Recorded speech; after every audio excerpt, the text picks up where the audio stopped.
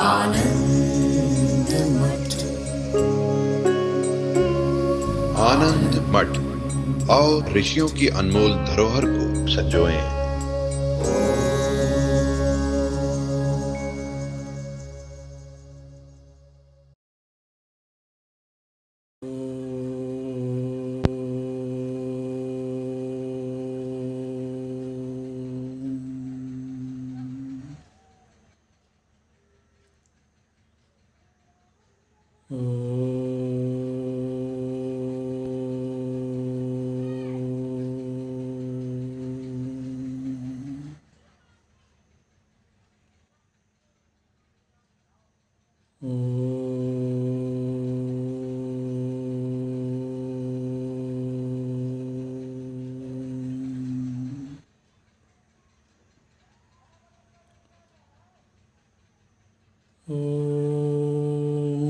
भद्रं कर्णेभिः शृणुयाम देवाः, भद्रं पश्येमाक्षभिर्यजत्राः, स्थिरैरङ्गैस्तुष्टुवागुंसस्तनूभिः व्यशेम देवहितं यदायुः।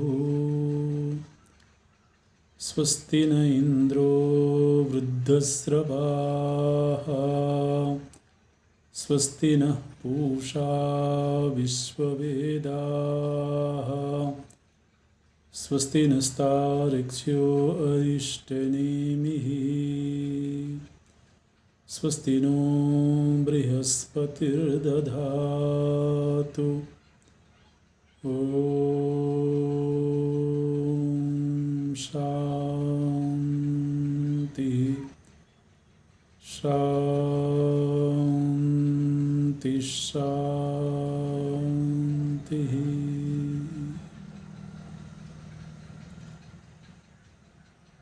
सच्चिदानन्दरूपाय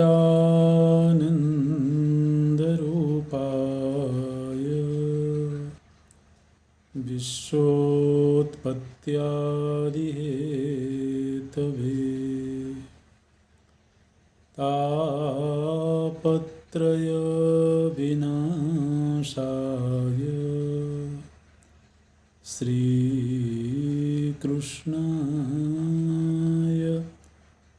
वयं नमः। श्रीकृष्णाय वयं नमः। नारायणं नमस्कृत्य नरं चैव नरोत्तमं, देवीं सरस्वतीं व्यासं ततो जयमुदीरयेत्। ततो जयमुदीरयेत्।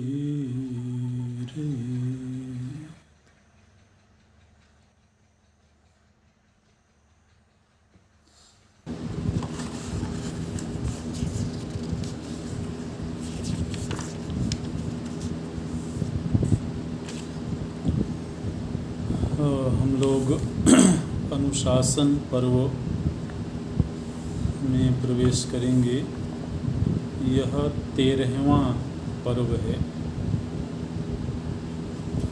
महाभारत में कुल 18 पर्व हैं, उनमें से 13वां पर्व है अनुशासन पर्व। इसके पूर्व शांति पर्व था। इसमें भी भीष्म पितामह और महाराज युधिष्ठिर के मध्य धार्मिक संवाद है।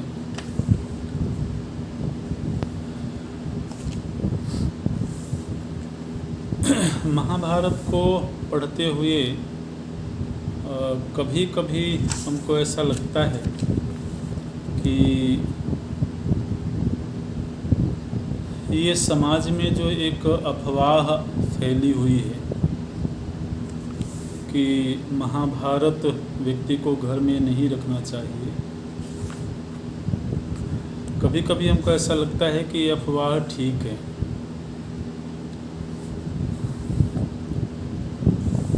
क्योंकि महाभारत में अनेक ऐसे प्रसंग हैं जिनको पढ़ने और समझने के लिए एक परिपक्व बुद्धि चाहिए।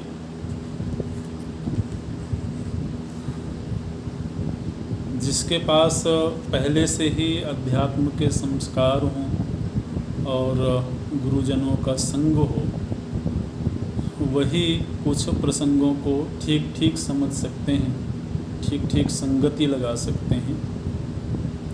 अन्यथा तो दिग्भ्रमित होने की संभावना बन जाती है। तो हम लोग एक प्रसंग में प्रवेश करते हैं।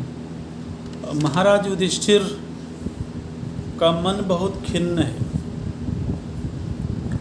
हालांकि दीर्घ काल से अध्यात्म चर्चा हो रही है, धर्म चर्चा हो रही है, लेकिन अनुशासन पर्व का जो आरंभ होता है उसमें महाराज युधिष्ठिर अपनी वेदना को व्यक्त करते हैं।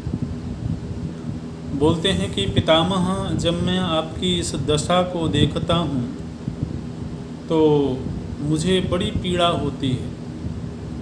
आपका यह पूरा शरीर बाणों से बिंधा हुआ है, आपके शरीर से रक्तधार बह रही है और आप इस तरह से अत्यंत पीड़ादायक स्थिति में हैं।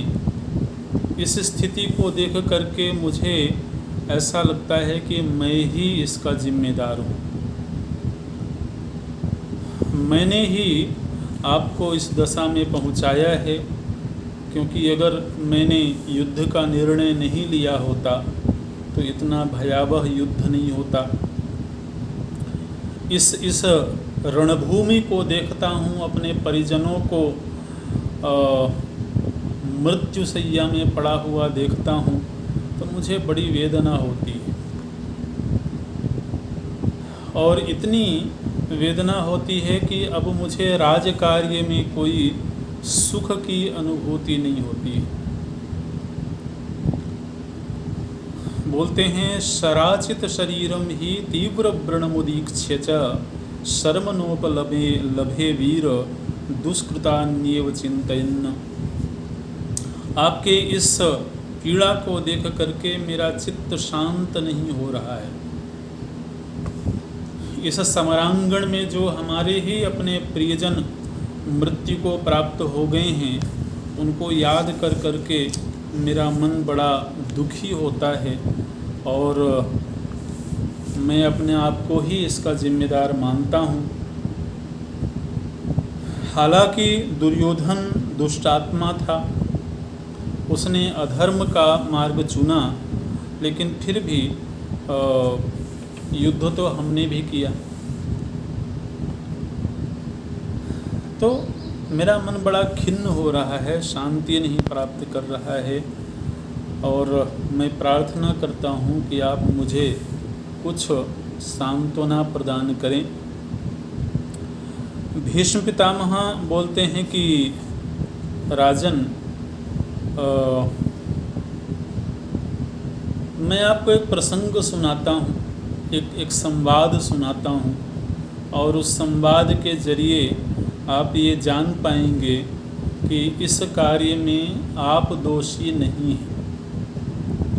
आप जो अपने आप को दोषी मान रहे हैं इस महासमर का, तो वस्तुतः आप उतने दोषी नहीं हैं जितना कि आप मान करके पीड़ित हो रहे हैं। इस विषय में एक संवाद है। वह संवाद है, एक गौतमी ब्राह्मणी है, एक व्याध है, सर्प है, मृत्यु और काल, 5 लोगों का एक संवाद है।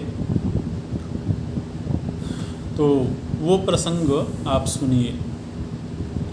प्रसंग ऐसे है कि एक गौतमी नाम की एक ब्राह्मणी स्त्री है और प्रायः वो स्त्री वृद्ध हो चुकी है और उसका केवल एक पुत्र है और उसके कोई परिजन नहीं है।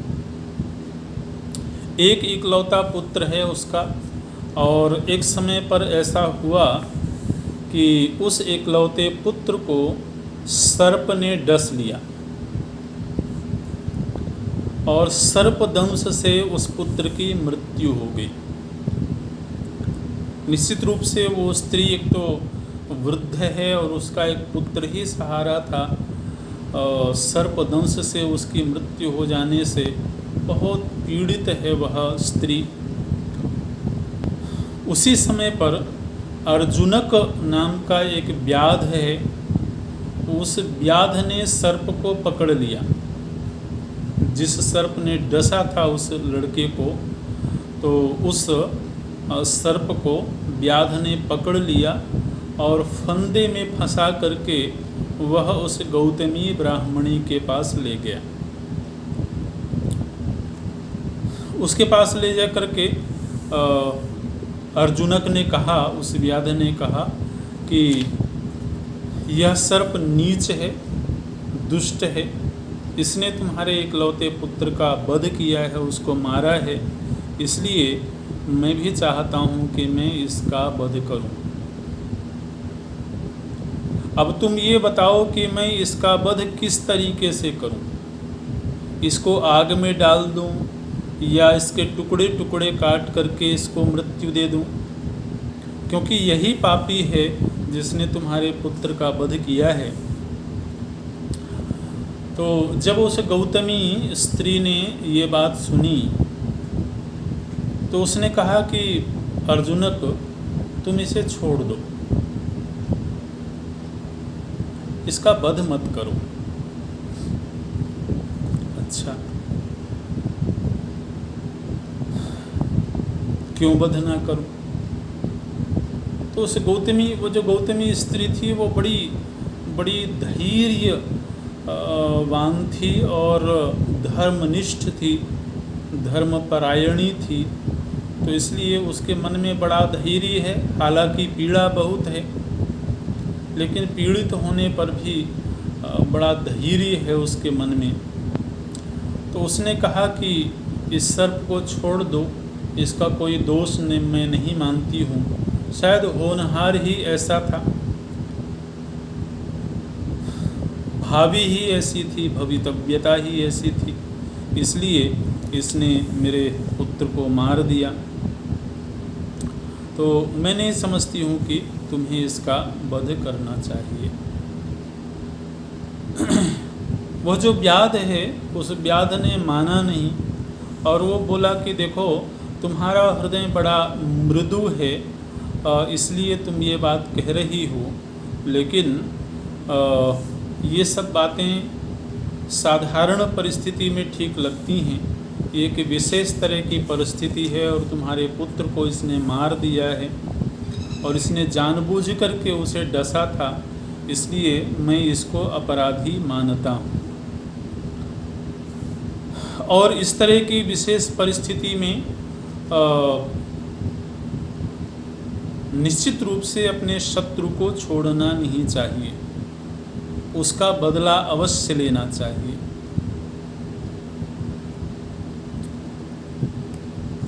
वो गौतमी स्त्री बोलती है कि नहीं, मैं कोई बदला नहीं लेना चाहती हूँ, और जिस तरह से मुझे अपने पुत्र की मृत्यु का शोक हो रहा है, निश्चित रूप से इस सर्प की भी कोई माता होगी और इसका वध कर देने से उसे भी उतना ही शोक होगा, उतनी ही पीड़ा होगी, इसलिए मैं इसका वध नहीं करना चाहती हूँ। वो व्याध बोलता है कि देखो, यह बड़ा विषैला सर्प है और ये केवल तुम्हारे पुत्र की बात नहीं है। आज यदि हमने इसको छोड़ दिया तो ये न जाने और कितने लोगों को डसेगा, न जाने कितने लोगों को यह पीड़ा देगा, कितने लोगों को शोक प्रदान करेगा। तो इसलिए मैं इसको छोड़ देना उचित नहीं समझता। हालांकि वो गौतमी इसके लिए तैयार नहीं हुई और उन्होंने अपनी ओर से तो मना कर दिया कि इसमें मेरी सहमति नहीं है, मैं इसके मारने के पक्ष में नहीं हूँ। तो लेकिन वह व्याध उसको छोड़ने को तैयार नहीं है। और जैसे ही वह व्याध उस सर्प को मारने के लिए आगे बढ़ा है, तो वह सर्प मनुष्य की वाणी में बोल पड़ा और वो सर्प बोलता है कि इस कार्य में मेरा कोई दोष नहीं है। मैंने इस व्यक्ति को डसा जरूर है, लेकिन मृत्यु ने मुझे ऐसा करने के लिए विवश किया था।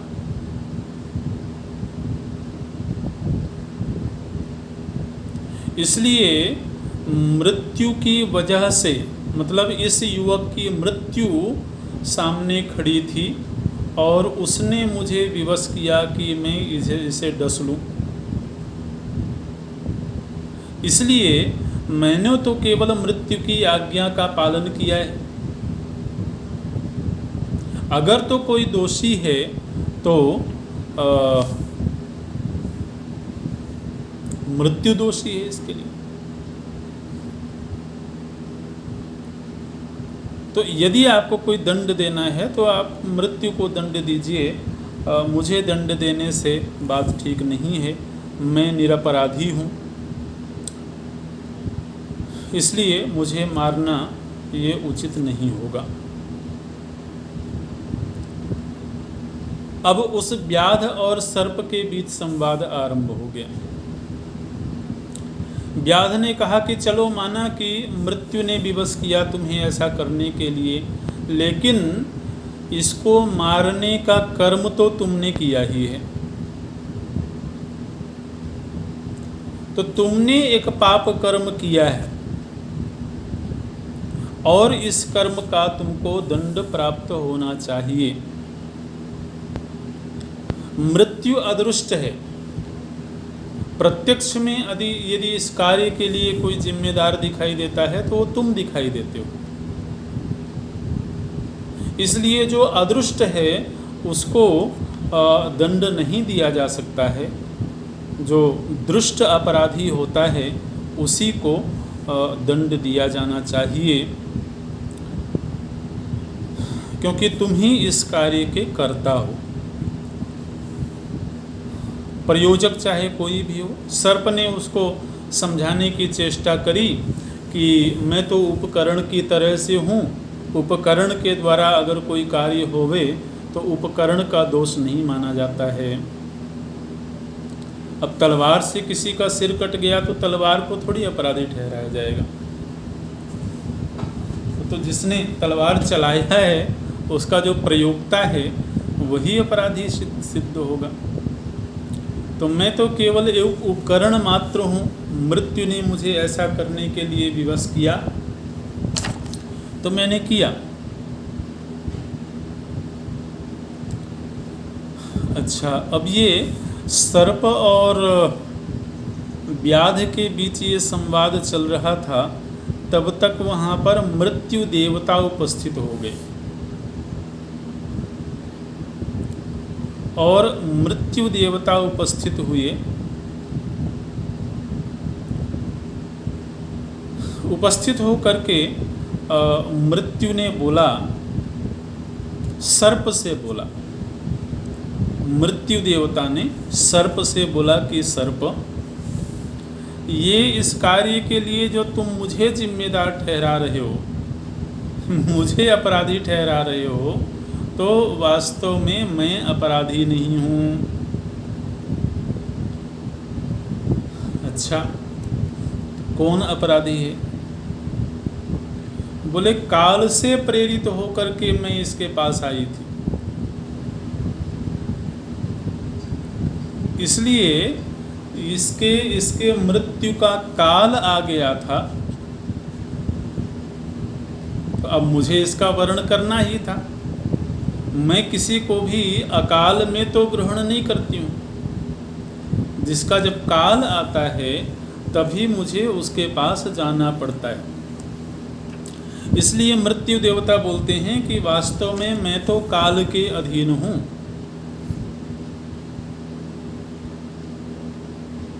मैं अगर स्वतंत्र रूप से इस कार्य में संलग्न होता तो मैं अपराधी होता। कर्ता तो वो होता है जो स्वतंत्र होता है, स्वतंत्र कर्ता।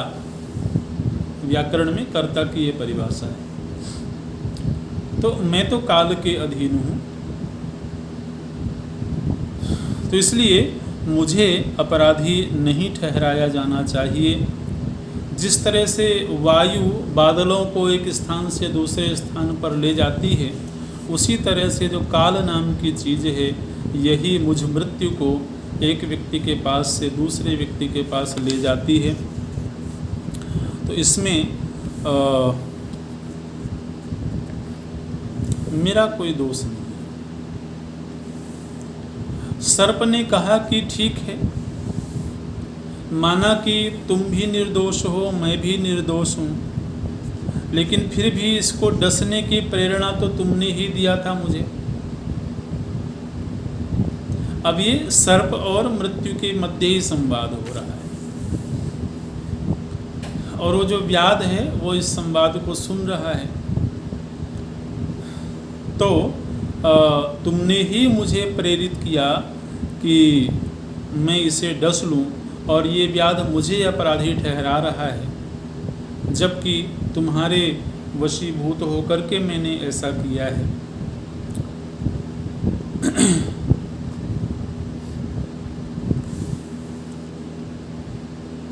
खैर, ये निर्णय अभी हो नहीं पाया। मृत्यु ने कहा कि काल के अधीन हूँ, और सर्प ने कहा कि मृत्यु के अधीन हूँ। इस तरह से चर्चा हो रही थी। तब तक काल भी वहाँ पर देवता का रूप बना करके उपस्थित हो गए। और जब काल वहाँ पर उपस्थित हुए तो उन्होंने सीधे व्याध से कहा कि व्याध, इस युवक के मृत्यु का कारण ना तो मैं हूँ, ना मृत्यु है, और ना ही सर्प है। इस व्यक्ति के मृत्यु का कारण है कर्म।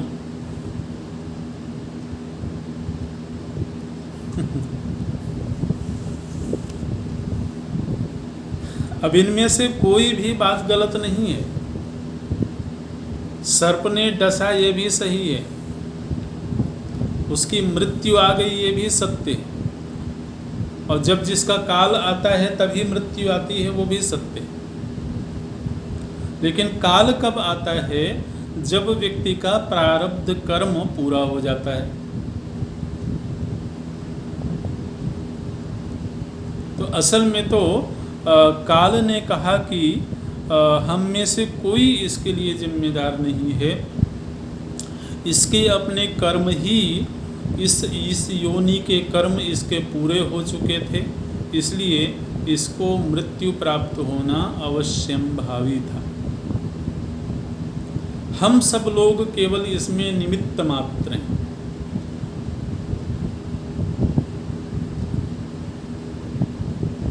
और यह व्यक्ति ही नहीं, इस संसार में जितने भी मरणासन्न जीव हैं,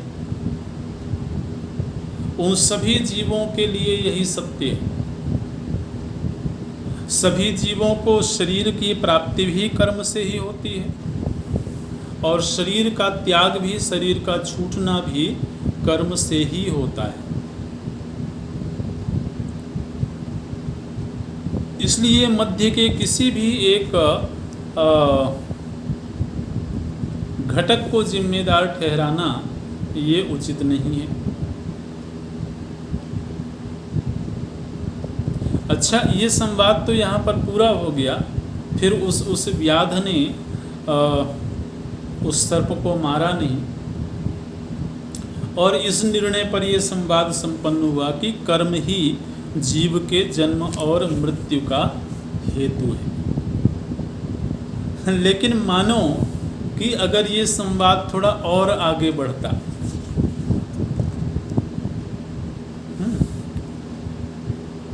मानो कि अगर कर्म से ये पूछा जाता कि फिर तुमको जिम्मेदार क्यों ना ठहराया जाए, तो कर्म क्या कहता?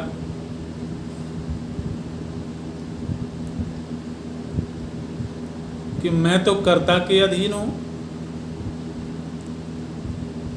और कर्ता वो है जिसकी मृत्यु हुई है। इसलिए वस्तुतः तो व्यक्ति स्वयं ही अपने जन्म और मृत्यु का जिम्मेदार है। उसके लिए किसी और को कैसे जिम्मेदार ठहराया जा सकता है? कर्म तो कभी भी स्वतंत्र नहीं होता है, वो तो कर्ता के अधीन है। कर्ता की इच्छा है, वो जैसा करना चाहे वैसे करे।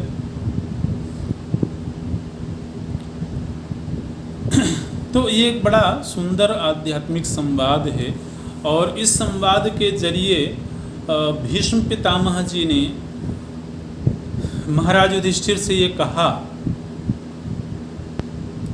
कि इस रणभूमि में, इस कुरुक्षेत्र में जितने भी जीव, जितने भी मनुष्य, जितने भी वीर इस समय मृत्यु शैया में पड़े हुए हैं, वो सब अपने अपने कर्मों की वजह से मृत्यु शैया में पड़े। इसके लिए आप जिम्मेदार नहीं हैं। आप अपने आप को जिम्मेदार मत समझिए। और इस व्यापक नरसंहार के लिए आपको, पांडवों को निमित्त बनाया गया। वस्तु स्थिति ये है कि इन सभी के मृत्यु का समय आ चुका था। इन सभी के प्रारब्ध समाप्त हो चुके थे। इसलिए इनको अपने कर्मों की वजह से ही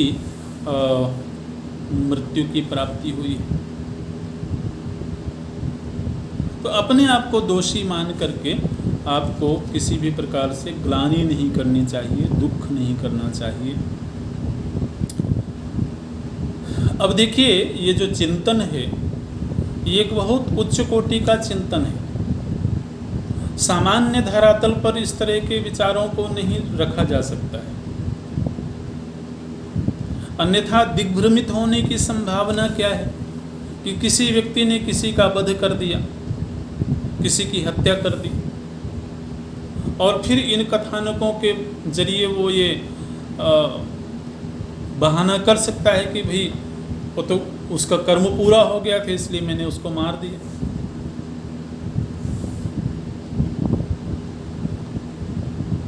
तो इससे तो फिर कोई भी व्यक्ति अपराधी सिद्ध हो ही नहीं सकता है। दुनिया में फिर दंड नाम का विधान ही नहीं रह जाएगा, क्योंकि हर अपराध करने वाले व्यक्ति के लिए ये एक बहाना, एक टूल बन जाएगा कि ये तो शास्त्र ने ही कह दिया है कि हर जीव को अपने कर्मों से ही मृत्यु की प्राप्ति होती है, अब मैं उसमें निमित्त बन गया। तो ये किस धरातल पर ये चिंतन होता है, ये इसके लिए एक बड़ी परिपक्व बुद्धि चाहिए। नहीं तो इन कथानकों का दुरुपयोग करने की संभावनाएं साधारण समाज में ज़्यादा हो सकती हैं। अच्छा, इसी तरह का एक और प्रसंग है। हम सोच रहे थे कि उसकी चर्चा करें कि नहीं करें, लेकिन करते हैं। एक प्रसंग है, गृहस्थ आश्रम से संबंधित एक प्रसंग है, अगले ही अध्याय में है। और महाराज युधिष्ठिर के द्वारा ये प्रश्न पूछा गया है कि गृहस्थ आश्रम में रहते हुए किस धर्म का आश्रय लेकर के मृत्यु पर विजय प्राप्त की जा सकती है।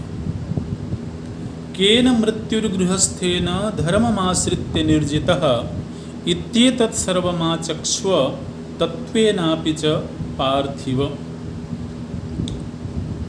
बोलते हैं कि मृत्यु पर विजय प्राप्त करने का कौन सा धर्म है जो कि गृहस्थाश्रम में रह करके ही पालन किया जा सके।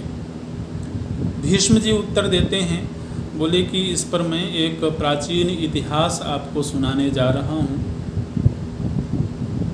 और वह प्राचीन इतिहास इस तरह से है कि महाराज मनु के वंश में एक राजा हुए हैं। कई पीढ़ियों के बाद एक राजा हुए हैं, उनका नाम है दुर्योधन। दुर्योधन नाम के एक राजा महाराज मनु के वंश में हुए हैं। और सुवीर के पुत्र हैं। ये जो दुर्योधन नाम के राजा हैं, ये सुवीर के पुत्र हैं। और सुवीर द्युतिमान के पुत्र हैं। ऐसे एक वंश परंपरा का वर्णन है यहाँ पर। लेकिन जो कथा है वह महाराज दुर्योधन की है। ये जो दुर्योधन नाम के महाराज हैं, ये बड़े धर्मात्मा हैं, बड़े धर्मनिष्ठ, मृदुभाषी, उदार, सत्यपरायण महाराज हैं। वेद वेदांग के ज्ञाता हैं, जितेंद्रिय हैं, मेधावी हैं, ब्राह्मण भक्त हैं, सत्य प्रतिज्ञ हैं। यज्वा च दान्तो मेधावी ब्रह्मण्य सत्यम संगरः न चावमन्ता दाता च वेद वेदांग पारगः।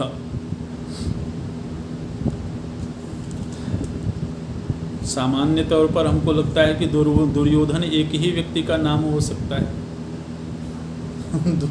दुनिया में और भी कोई अपने पुत्र का नाम दुर्योधन रखता हो, ऐसा तो मुश्किल है, लेकिन ऐसा नहीं है। तो ये महाराज मनु के वंश में उत्पन्न हुए हैं, बड़े धर्मात्मा हैं। और एक समय पर इनकी पत्नी हुई है नर्मदा। देखिए, ऐसा वर्णन है महाभारत में। हालांकि नर्मदा जी को कुमारी माना गया है। नर्मदा जो नदी हैं उनको कन्या के रूप में ही माना गया है, वो अविवाहिता हैं। लेकिन यहाँ पर ऐसा प्रसंग आया है कि तम नर्मदा देव नदी पुण्या शीतलजा शिवा चकमे पुरुष व्याघ्रम स्वेन भावेन भारत। तो नर्मदा महाराज दुर्योधन की पत्नी हैं। और इन्हीं के यहाँ पर एक कन्या का जन्म हुआ। उस कन्या का नाम रखा गया सुदर्शना। सुदर्शना नाम की कन्या हुई हैं। जैसा नाम है उसी तरह से उनका रूप भी था। सुदर्शना बहुत सुंदर कन्या थी। और इतनी सुंदर वो कन्या थी कि अग्नि देवता उनके ऊपर मोहित हो गए।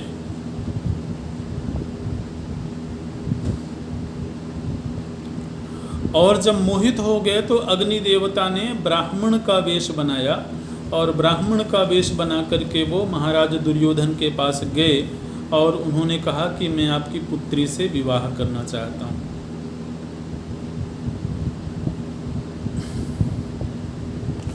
राजा ने देखा कि ये एक दरिद्र है, ये व्यक्ति, इसके पास कुछ है नहीं, तो राजा ने अपनी कन्या देने से मना कर दिया।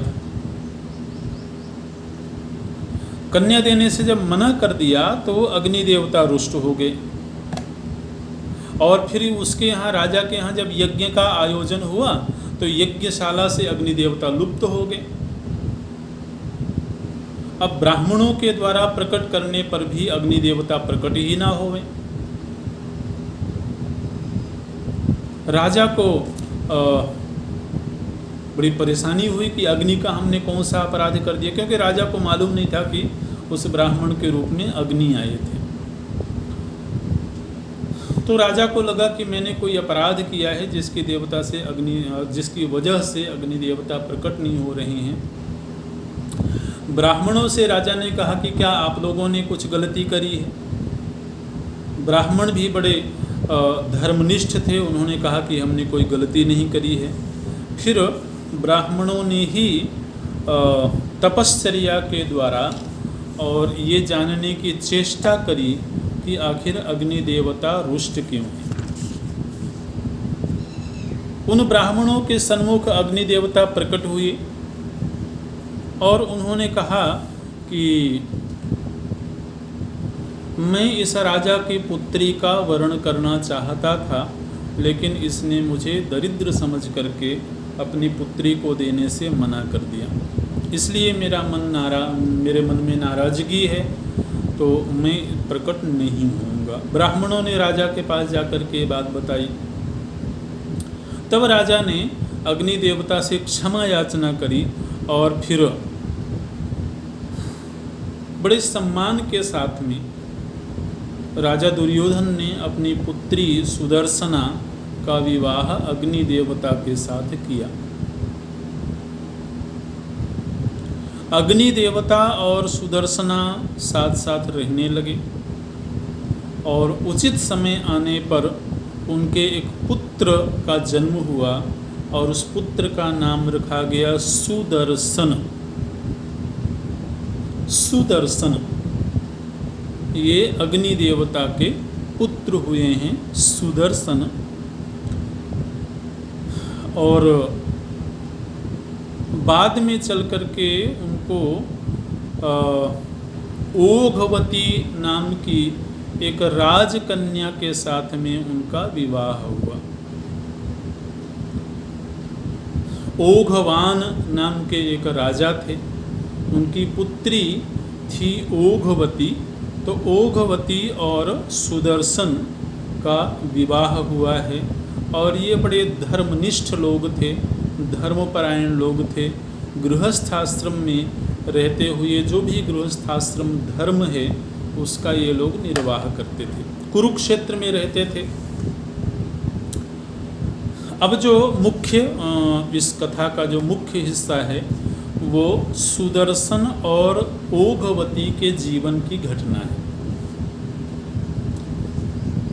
ये जो अग्निपुत्र सुदर्शन हैं और राजकन्या ओघवती है, इन्होंने ये निश्चय किया कि हमको अतिथि सेवा रूपी धर्म का निर्वाह करना है। गृहस्थ आश्रम में जो सबसे प्रधान धर्म माना गया है वो अतिथि सेवा है। तो अतिथि सेवा रूपी धर्म का हमें निर्वाह करना है, ऐसा निश्चय करके वो जो दंपति हैं, पति पत्नी हैं, वो बड़ी निष्ठा के साथ में इस धर्म का पालन करने लगे। और सुदर्शन ने अपनी पत्नी ओघवती से ये कहा कि यदि कभी मैं घर में ना भी रहूं, तब भी तुम्हें कभी भी किसी भी अतिथि का तिरस्कार नहीं करना है। अतिथि के द्वारा मांगी हुई वस्तु को हर संभव तरीके से प्रदान करना है। कोई भी अतिथि हमारे द्वार से दुखी होकर के, खिन्न होकर के न जावे, इस बात का हमेशा ध्यान रखना। और तुम ऐसा कोई कार्य नहीं करना जिससे कि अतिथि का अनादर होवे। ये पति पत्नी में इस तरह से एक निश्चय हो गया। और जो भी अतिथि आता उनके घर में, उसका वो पूरे सम्मान के साथ में, निष्ठा के साथ सत्कार करते, सेवा करते, उनकी अभीष्ट वस्तु प्रदान करते।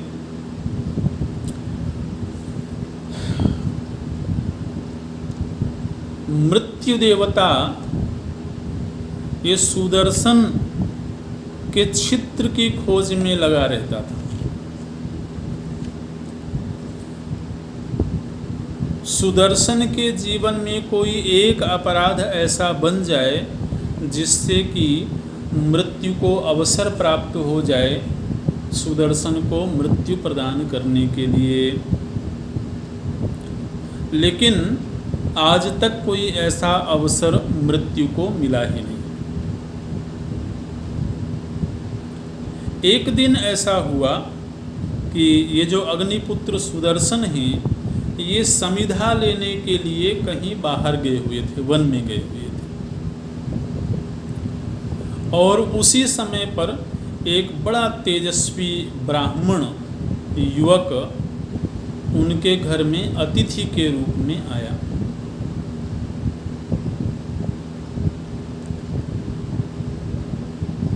ओघवती ने बड़ा सत्कार किया उनका, बड़ी सेवा करी।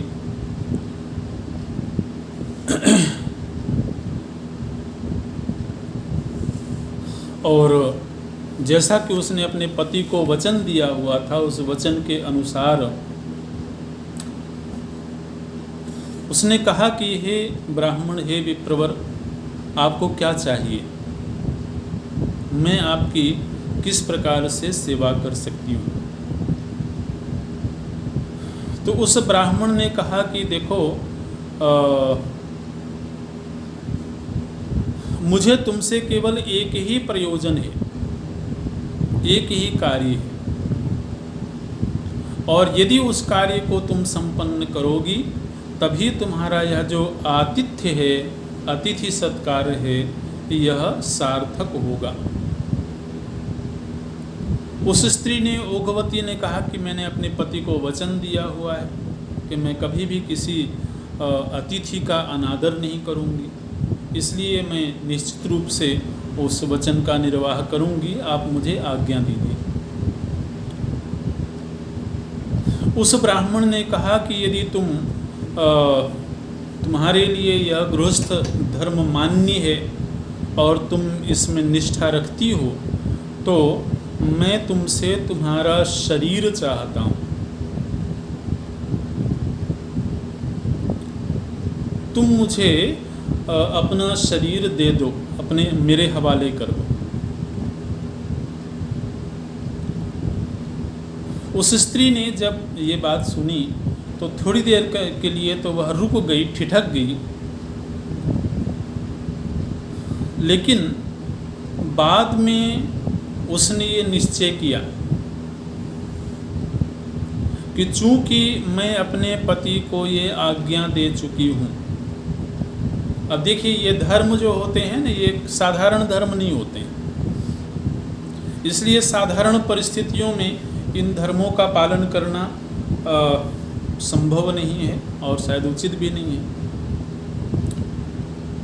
उस स्त्री ने कहा कि मैं अपना शरीर आपको प्रदान करती हूँ। उसने ब्राह्मण को ये स्वीकृति दे दी कि आप मेरा शरीर ग्रहण करिए। तब वह जो ब्राह्मण युवक हैं, वह उस स्त्री को लेकर के उसी के घर के भीतर गए, और जैसे ही घर के भीतर गए हैं उतने में ही वो जो सुदर्शन हैं वो समिधा लेकर के वापस घर आए हैं। द्वार में आकर के उन्होंने पुकारा है अपनी पत्नी को, और बड़ी देर तक पुकारा, लेकिन भीतर से कोई आवाज़ नहीं आई। वो जो ओघवती हैं वो निकल करके बाहर नहीं आई। और भीतर क्या हुआ कि वो जो ब्राह्मण है उसने केवल उस स्त्री का स्पर्श मात्र किया था, अपने हाथों से केवल उसका स्पर्श मात्र किया, और इतने मात्र से ओघवती को ऐसा लगा कि मैं दूषित हो गई हूँ, और दूषित हो जाने के कारण अब मैं शायद पातिव्रत्य धर्म से गिर गई हूँ, इसलिए पति के सन्मुख जाने का मुझे कोई अधिकार नहीं है। बड़ी देर तक जब ये पुकारते रहे, भीतर से कोई आवाज़ नहीं आई। तब अंततः वो जो ब्राह्मण थे वो अकेले ही बाहर निकले, और जब बाहर निकले तो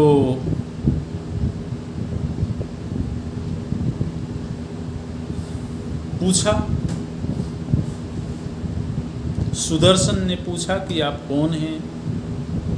तो ब्राह्मण ने बताया, बड़ा सम्मान किया सुदर्शन ने उनका। और फिर उस ब्राह्मण ने स्पष्ट शब्दों में सारा प्रसंग सुना दिया,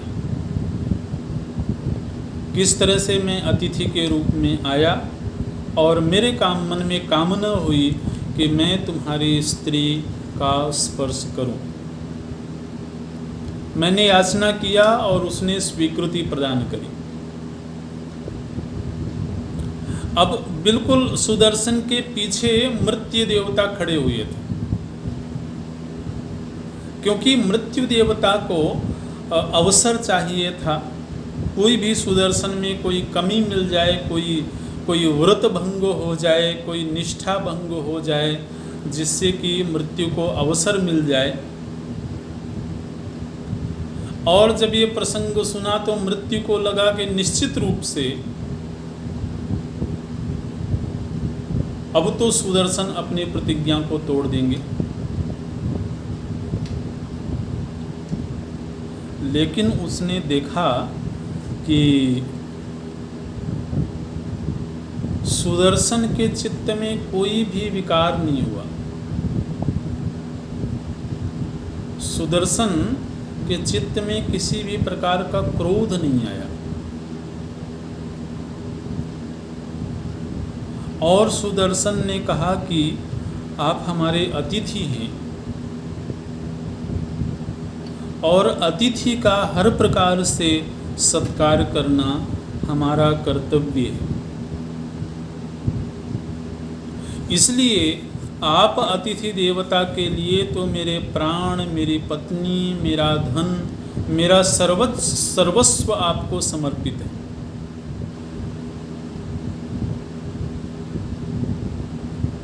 और मेरी पत्नी ने जो कार्य किया, मुझे बड़ी प्रसन्नता है कि उसने अपने वचन को सुरक्षित रखा।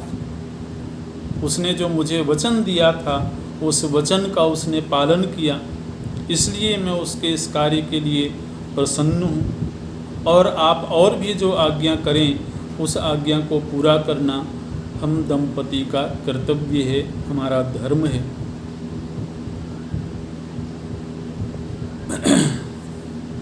सुदर्शन ने जब ऐसा कहा तो वो जो ब्राह्मण थे उन्होंने कहा कि सुदर्शन, मैं कोई मनुष्य नहीं हूँ, मैं कोई ब्राह्मण नहीं हूँ, मैं साक्षात धर्म हूँ।